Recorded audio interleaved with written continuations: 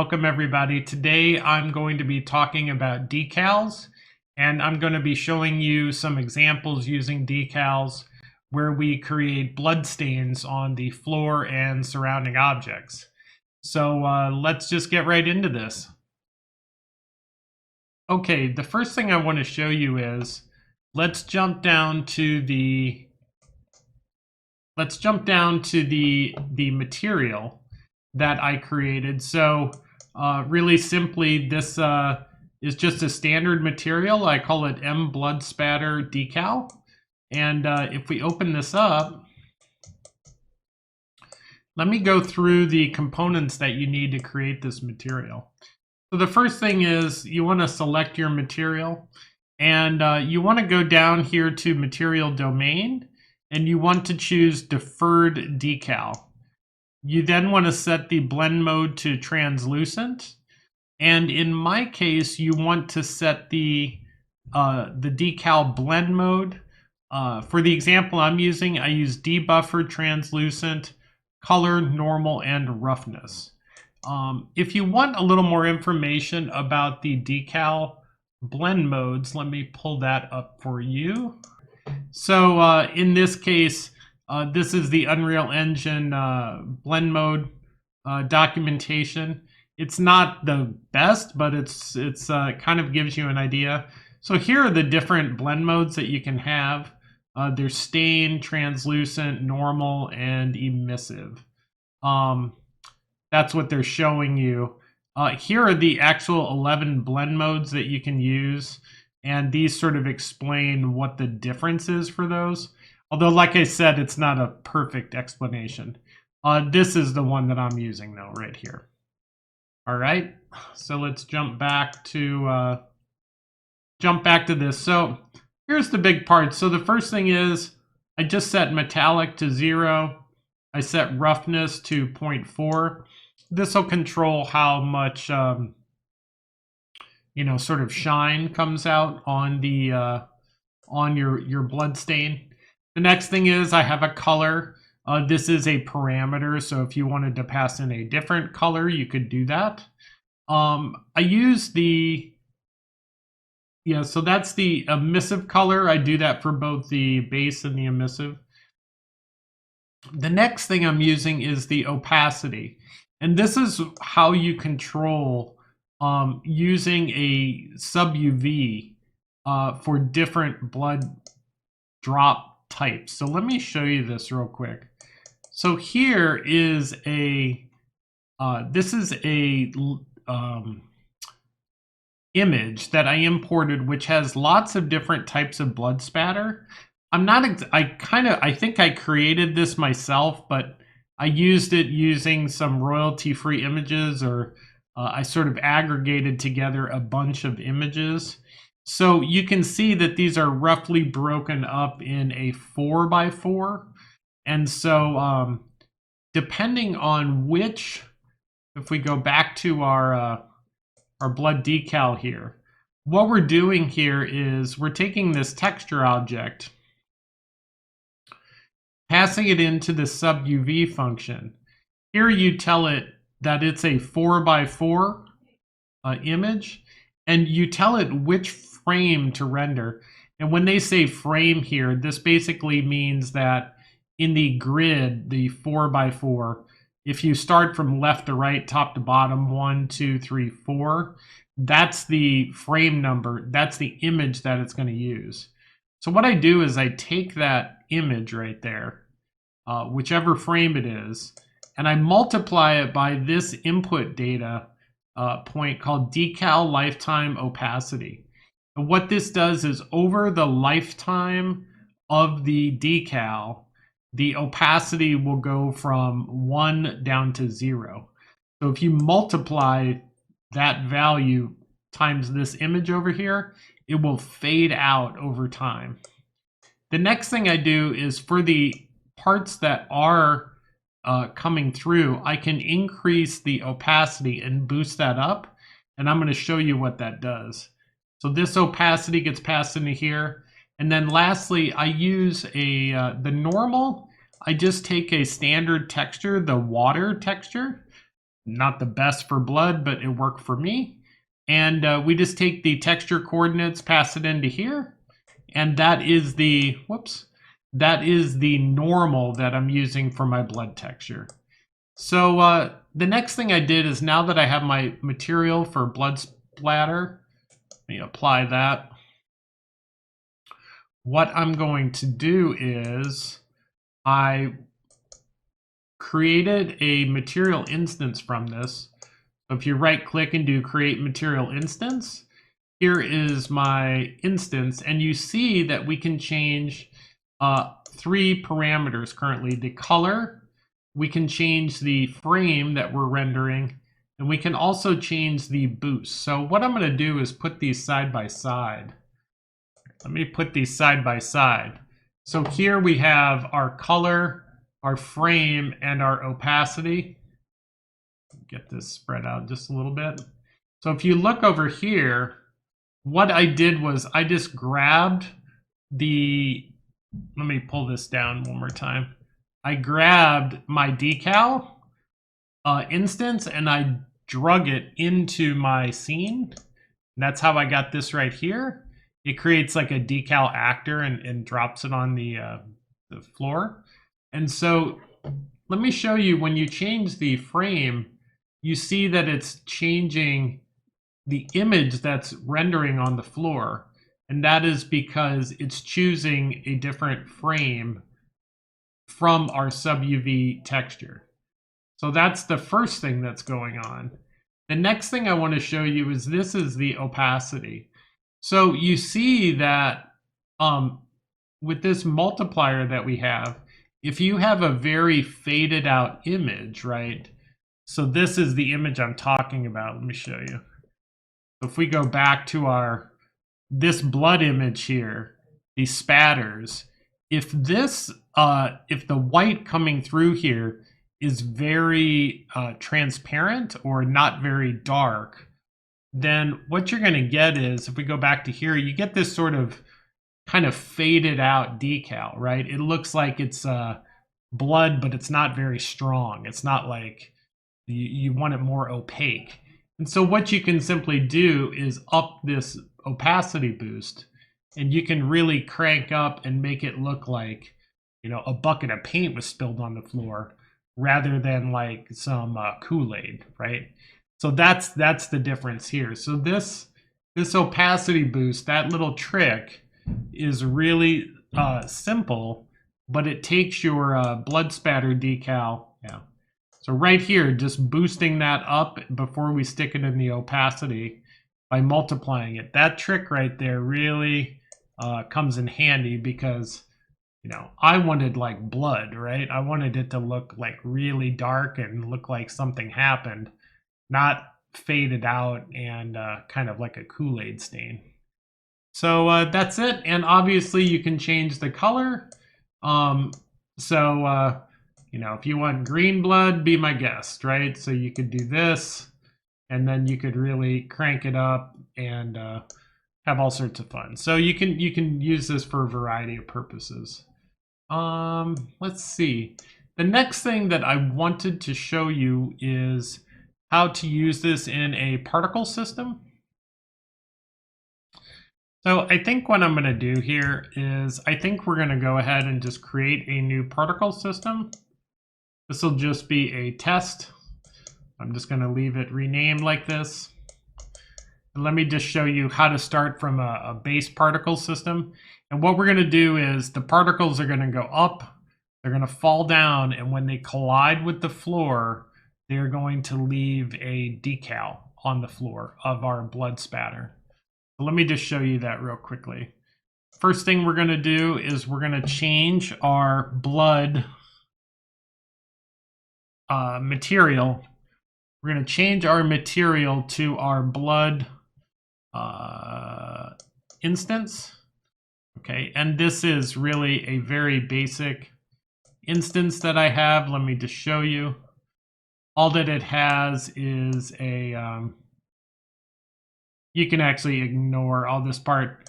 The only part that's interesting here is the particle color. And I use a radial gradient exponential for the opacity. and this is a translucent. Material. So this just creates our basic blood particle. This is very similar to the flare particle that comes by default. So what I'm going to do is I'm going to change the initial size. You know, we can even just leave that. I don't want to spend a lot of time on this. I am going to add some acceleration. We're going to do a constant acceleration in gravity. Now you'll notice I'm using Cascade instead of Niagara here. The reason for that is the particle collision. Either I don't know how to do it yet, but I don't think it works quite the same as interacting with blueprints that Cascade has. So for now, I'm still using Cascade. Okay, so our particles spawn. Initial velocity will give them some upward, a little more of a bounce. We'll just increase that. Okay, so they're going up in the air, and then I'm going to have these spread out just a tad more.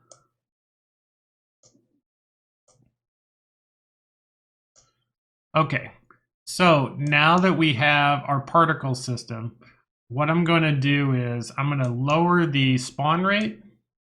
We're just going to go down to 1 or 2. Yep, so now we just have a few popping out, and that'll be perfect.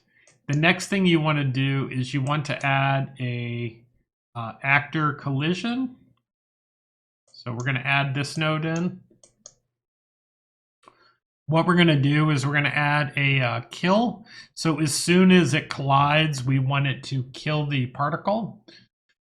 The last thing I'm going to add is an event.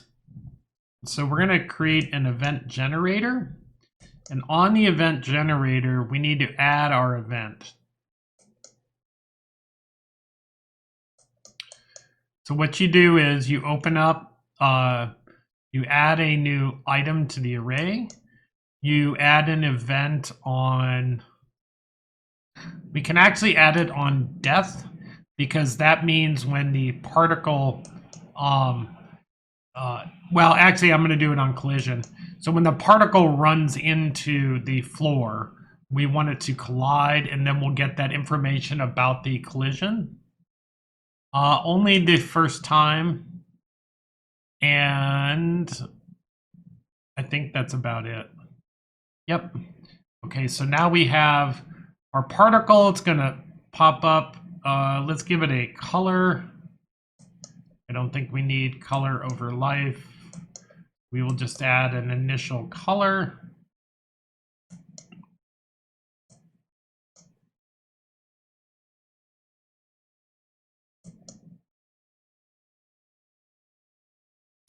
We'll make it red because we're going to do our blood particles that way.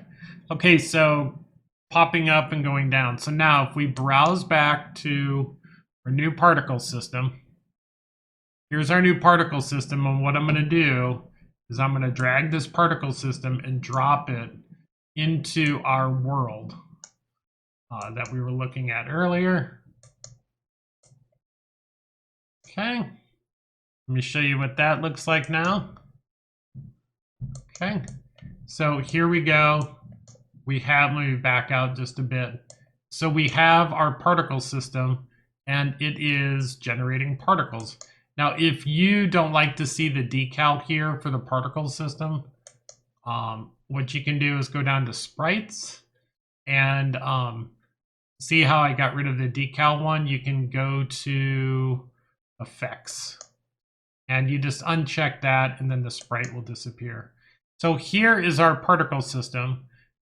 It's generating particles. They're going up in the air, then falling back down, and they're colliding with the ground. Now the question is, how do we get that to generate a decal when the particle hits the ground?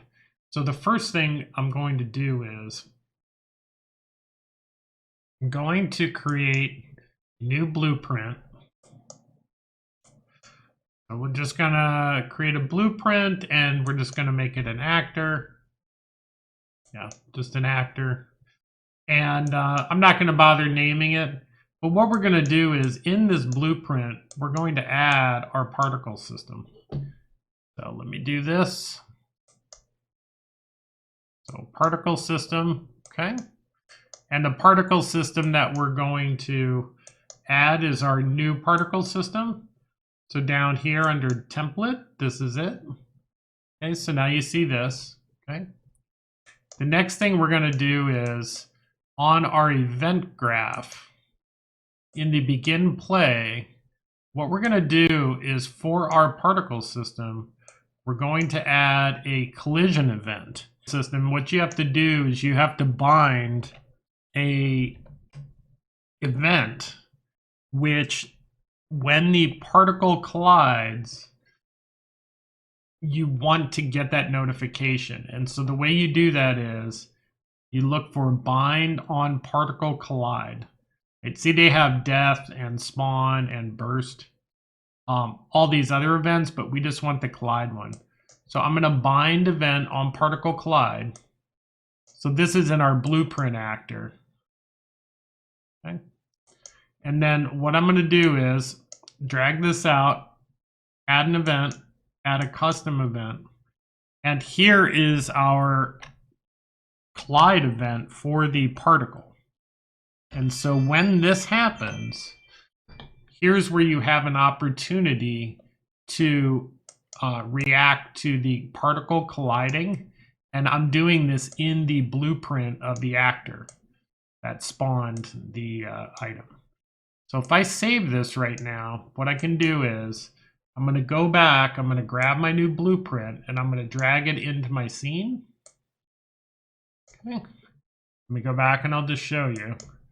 So now, here was our original just particle system, but now this is my actor. So what I'm going to do is I'm going to get rid of the particle system. And now we're going to keep working on our actor. If I go back here, let's pull up my actor. So now we have an opportunity to do some things with our particle that we want to. Okay, so I'm going to use this as an example of a previous handler that I did for creating our decal on the floor when the particle collides. So this is the particle collision handler right here. This is exactly the same as, whoops, in our blueprint, same event right here. So let me just show you what I do, and then we're going to copy this over. So the first thing you do is create a material instance dynamically. And this we're going to reference our blood spatter material. You're then going to set a scalar parameter for the frame value from 0 to 16. Yeah, this goes from 0 to, actually 0 to 15, but the max is 16. So this is going to pick which splatter we're going to show. The next thing is we're going to spawn our decal at the location of the collision. So that's where we take our collision data. I'm also going to take the rotation, the normal of the collision. We're going to rotate our particle decal, rotation from the X vector. So that generates a rotation from the forward. We're going to put that in here. And the last thing is the size of the decal. So in this case, what I do is I am sizing the decal based off the speed. So the velocity of the particle, if it's going slowly, then I use this map range clamp to say this range of the input value for the range.